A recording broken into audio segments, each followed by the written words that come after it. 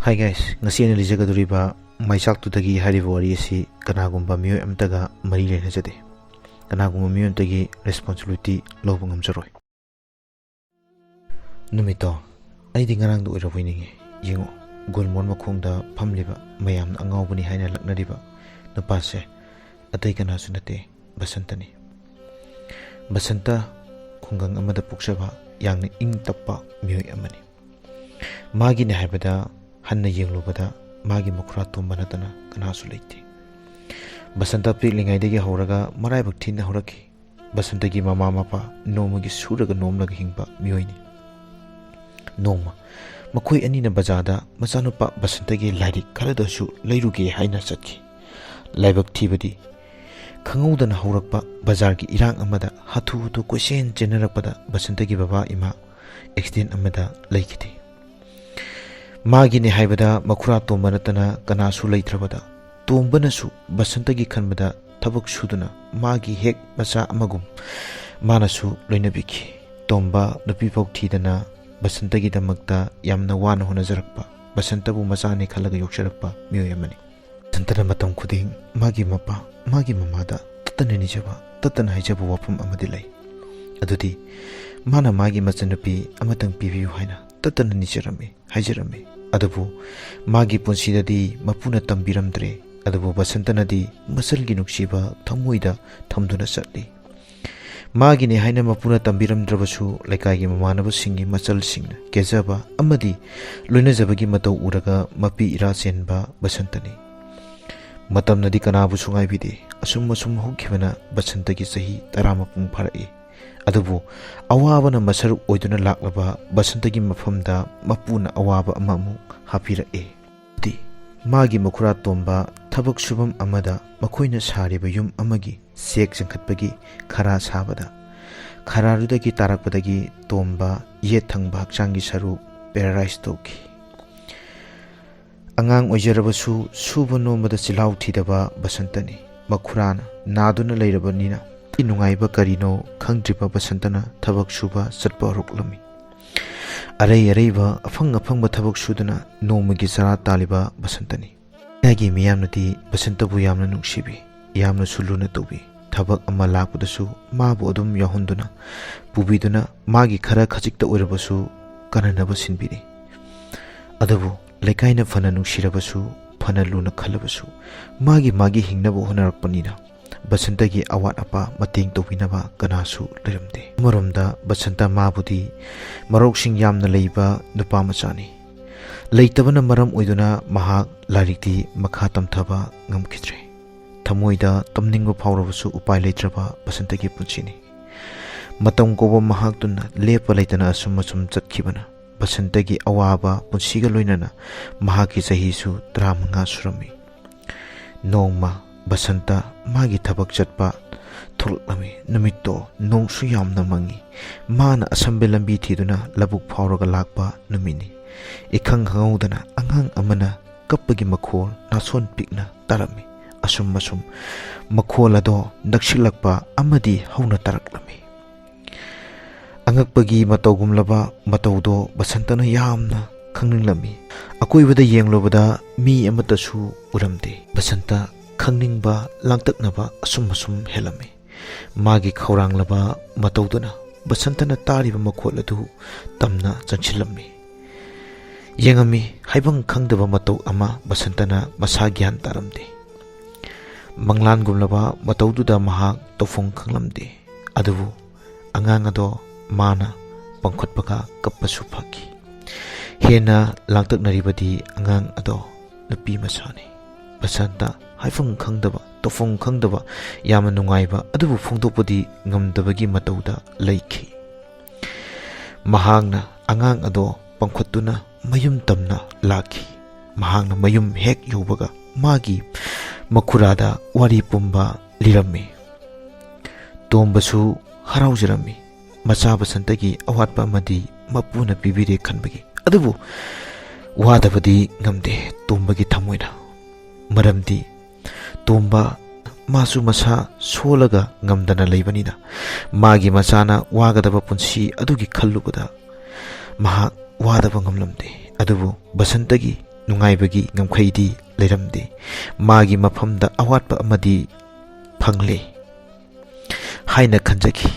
ꯃꯇꯝ ꯀꯨꯏꯅꯗꯒꯤ ꯋꯥꯠꯂꯒ ꯂꯩꯔꯛꯂꯕ ꯃꯥꯒꯤ ꯃꯆꯟꯅꯨꯄꯤ ꯑꯋꯥꯠꯄ ꯐꯪꯉꯤ ꯈꯜꯂꯨꯕꯗ ꯕꯁꯟꯇ ꯑꯗꯨꯛꯀꯤ ꯃꯇꯤꯛ ꯅꯨꯡꯉꯥꯏꯕ ꯐꯥꯎꯈꯤ ꯅꯨꯃꯤꯠꯇꯨꯗꯒꯤ ꯃꯥꯅ ꯃꯆꯟꯅꯨꯄꯤ ꯑꯗꯨꯒꯤ ꯑꯋꯥꯠꯄ ꯑꯃꯠꯇ ꯂꯩꯍꯟꯗꯅ ꯍꯣꯠꯅꯔꯝꯃꯤ ꯃꯥꯅ ꯊꯕꯛ ꯁꯨꯕ ꯆꯠꯂꯕꯁꯨ ꯑꯉꯥꯡ ꯑꯗꯨꯕꯨ ꯄꯨꯗꯨꯅ ꯆꯠꯂꯝꯃꯤ ꯃꯥꯅ ꯊꯕꯛ ꯁꯨꯔꯤꯕ ꯃꯐꯝ ꯑꯗꯨꯗ ꯃꯥꯒꯤ ꯃꯅꯥꯛꯇ ꯊꯝꯗꯨꯅ ꯑꯉꯥꯡꯗꯨꯅ ꯍꯦꯛ ꯀꯞꯂꯛꯄ ꯃꯤꯀꯨꯞꯇ ꯊꯕꯛ ꯐꯥꯎ ꯊꯥꯗꯣꯛꯇꯨꯅ ꯕꯁꯟꯇ ꯑꯉꯥꯡꯗꯨꯒꯤ ꯃꯅꯥꯛꯇ ꯆꯦꯟꯁꯤꯜꯂꯝꯃꯤ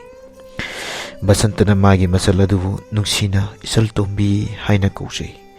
ꯃꯥꯅ ꯃꯥꯒꯤ ꯃꯆꯜ ꯌꯦꯡꯖꯔꯒ ꯑꯋꯥꯕ ꯄꯣꯊꯥꯖꯔꯝꯃꯤ ꯑꯗꯨꯕꯨ ꯅꯨꯡꯉꯥꯏꯌꯨ ꯍꯥꯏꯅ ꯇꯝꯂꯝꯗ꯭ꯔꯕ ꯕꯁꯟꯇꯒꯤ ꯃꯄꯣꯛ ꯍꯥꯏꯕꯗꯨ ꯑꯣꯏꯔ ꯃꯥꯜꯂꯦ ꯃꯥꯅ ꯃꯥꯒꯤ ꯅꯨꯡꯉꯥꯏꯕ ꯃꯤꯀꯨꯞ ꯑꯃ ꯐꯪꯂꯦ ꯈꯟꯗꯨꯅ ꯂꯩꯔꯨꯕ ꯃꯇꯝꯅꯤ ꯑꯗꯨꯕꯨ ꯅꯣꯡꯃ ꯅꯣꯡꯃꯒꯤ ꯁꯣꯔ ꯍꯦꯟꯖꯜꯂꯛꯂꯕ ꯃꯥ ꯈꯨꯔꯥ ꯇꯣꯝꯕ ꯊꯋꯥꯏꯅ ꯄꯣꯟꯊꯥ ꯄꯤꯔꯝꯃꯤ ꯇꯁꯦꯡꯅ ꯇꯣꯝꯕ ꯅꯥꯔꯒ ꯁꯤꯕꯗꯤ ꯅꯠꯇꯦ ꯑꯁꯣꯟꯕ ꯃꯥ ꯂꯩꯔꯒ ꯃꯥꯒꯤ ꯃꯆꯥꯒꯤ ꯑꯋꯥꯕ ꯍꯦꯜꯂꯛꯀꯅꯤ ꯈꯟꯕꯗꯒꯤ ꯇꯣꯝꯕꯅ ꯃꯆꯥꯒꯤ ꯑꯋꯥꯕ ꯎꯅꯤꯡꯗꯕꯗꯒꯤ ꯊꯋꯥꯏꯅ ꯄꯣꯟꯊꯥ ꯑꯣꯏꯈꯤꯕꯅꯤ ꯍꯤꯔꯝ ꯈꯨꯗꯤꯡ ꯑꯋꯥꯕꯅ ꯄꯤꯛ ꯊꯜꯂꯕ ꯅꯨꯡꯉꯥꯏꯕ ꯀꯔꯤꯅꯣ ꯈꯪꯗ꯭ꯔꯤꯕ ꯕꯁꯟꯇꯒꯤ ꯄꯨꯟꯁꯤꯅꯤ ꯑꯗꯨꯕꯨ ꯕꯁꯟꯇꯒꯤꯅꯤ ꯍꯥꯏꯕꯗ ꯀꯅꯥꯁꯨ ꯂꯩꯔꯝꯗꯦ ꯃꯥꯅ ꯃꯆꯜꯅꯤ ꯈꯟꯅ ꯌꯣꯛꯆꯔꯤꯕ ꯑꯉꯥꯡꯁꯤ ꯅꯠꯇꯅ ꯕꯁꯟꯇꯅ ꯐꯅ ꯋꯥꯔꯕꯁꯨ ꯃꯥꯅ ꯃꯥꯒꯤ ꯃꯆꯜꯒꯤ ꯑꯋꯥꯠꯄ ꯑꯃꯠꯇ ꯂꯩꯔꯝꯗꯦ ꯕꯁꯟꯇꯅ ꯆꯔꯥ ꯍꯦꯜꯂꯕꯁꯨ ꯃꯆꯜꯕꯨꯗꯤ ꯃꯕꯨꯛ ꯊꯟꯅ ꯄꯤꯖꯗꯨꯅ ꯍꯣꯠꯅꯖꯔꯝꯃꯤ ꯁꯨꯕ ꯅꯣꯝꯕ ꯀꯟꯕ ꯊꯕꯛꯇ ꯆꯤꯜꯍꯥꯎ ꯊꯤꯗꯕꯅ ꯃꯔꯝ ꯑꯣꯏꯔꯒ ꯆꯥꯕ ꯊꯛꯄ ꯑꯃꯗꯤ ꯃꯤꯒꯤ ꯁꯦꯜ ꯅꯨꯡ ꯇꯣꯟꯗꯅ ꯏꯪꯅ ꯆꯤꯛꯅ ꯃꯆꯟꯅꯨꯄꯤꯗꯨꯒ ꯃꯥꯒ ꯂꯩꯃꯤꯟꯅꯔꯝꯃꯤ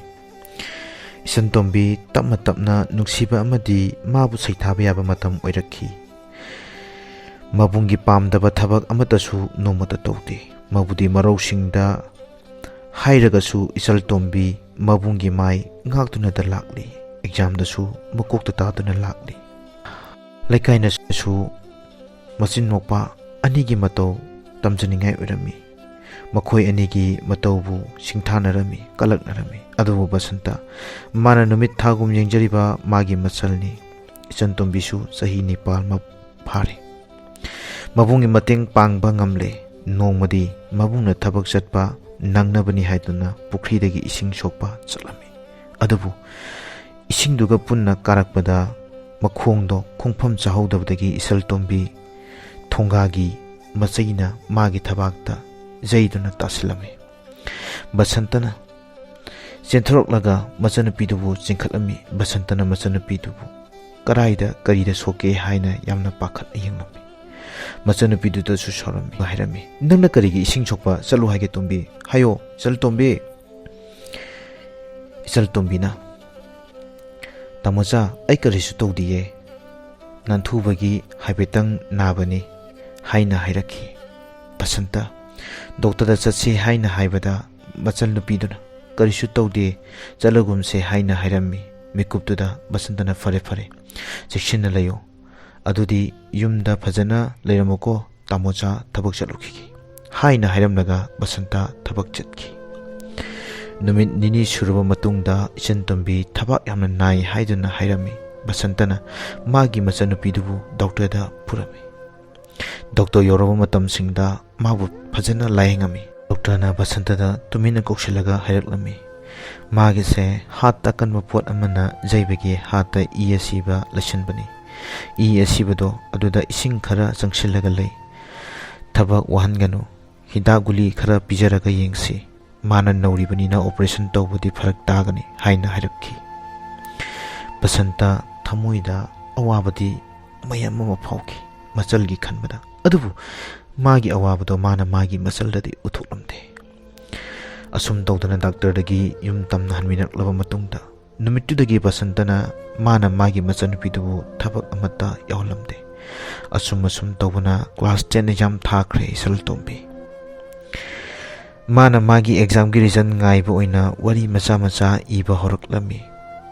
ꯉꯥꯏꯍꯥꯛ ꯁꯪꯕꯗ ꯂꯥꯏ ꯌꯦꯛꯏ ꯉꯥꯏꯍꯥꯛ ꯁꯪꯕꯗ ꯊꯕꯛ ꯁꯨꯏ ꯉꯥꯏꯍꯥꯛ ꯁꯪꯕꯗ ꯏꯃꯨꯡꯒꯤ ꯑꯀꯣꯏꯕ ꯐꯤꯕꯝ ꯌꯦꯡꯁꯤꯜꯂꯤ ꯏꯆꯜꯇꯣꯝꯕꯤ ꯌꯨꯝꯒꯤ ꯃꯄꯥꯟ ꯊꯣꯛꯇꯦ ꯃꯕꯨꯡꯒꯤ ꯑꯌꯥꯕ ꯌꯥꯎꯗ꯭ꯔꯒꯗꯤ ꯀꯨꯝꯍꯩ ꯍꯔꯥꯎ ꯑꯃꯠꯇꯐꯥꯎ ꯊꯣꯛꯇꯦ ꯃꯥꯗꯤ ꯃꯥꯒꯤ ꯃꯕꯨꯡꯅ ꯄꯨꯝꯅꯃꯛꯅꯤ ꯈꯜꯂꯒ ꯂꯩꯖꯈꯤ ꯑꯗꯨꯕꯨ ꯅꯣꯡꯃ Basantagi thabaki sel phangba numitni mikuptuda class 10 gi exam haitue haina wawa launaraki mana thabak mafamdagi paisa adu lauraga tholakpa matamda cyber office amada sangduna mana magi masanupi gi roll number adubu yenglami khanghaudana makhol thokna kanna normi basanta numittuda nokkiba magi minokto punsigi udri yamna harauba ngamkhai leitaba minok ama oiki adugi minoktunasu basantagi nokpagi mikuf ado loikraba male mana noklibado atai karigi sunate isal tombi 25th position taduna mai fakpagini haraubana ngamkhai leitraba basantana nga achauba ama leiduna masanupigi manak tamna yumda prap halakhi laikai sinba thungna lauduna aikhoi isal tombi exam pass tore aikhoi isal tombi exam pass tore haiduna lauduna magi mayum tamna selakhi isal tombi su mabungi makhol mabungna laubudo taraga yumdagi senthoraki basantana hairaki chantombi tamocha ngasi yamna nungairi pokpagi mahei yale ngasidi tamocha hainingai letana nungai bhaibadu oire nangna tharuba class 10 gi exam da 25 position da yauri chantombi che nga se thongna bani haiduna nangna chana bani haiduna tamocha na lerak pangani yengu nga do silere chaudra mabungi wari amadi magi exam result gi pau tabada hena nungai jaki saltombina asumna haidai tamocha aidi ngasi jen uina chani a mamang lekai gi khura chawbo hoida yen kiji manga taba achawba lehobani adudu oina chaningi haina saltombina basantagi mafamda hairaklami basantana su phare adudi yeldo tamocha leurage nang nga se pusalo jen tombi tamocha yendo leiraga laage haina chen tombi da basantana hairaklami saltombina tamocha ai oina leurage tamocha nga se semlamo ai maroi chu leira age haina hairaklami basanta su hoi phare hairaga mangonda yauramba sel khara adu masal da piraga nga adu busantun imungde sankhrial tombi su mabungi sel lo pairaga harau nga chu charani yen chu charani haina harau na chenthokki mikup to ngaktang leibaga miyam langba makhol amakhak taraki basanta su imungdegi hathu wato pakatna senthuraki mi yam langni base kari tawru basano mi mayamna question duna mi gi mi ngakta ngairami basanta su kari tawraba jano haiduna mirak aduda masu sangchintuna yengrubada ikhengtana thalaba ichan tombi gi hakchangna leimaida taduna leiba saktamdo uram mana kanna sinchenduna machan tombi adubu magi mathamba ada thamlaga basanta makon hauna kanna kapchaki basanta khangaudana pakhatkibana thukatkibana henkibana magi masa ado masanupi paina laimaida wanthakirami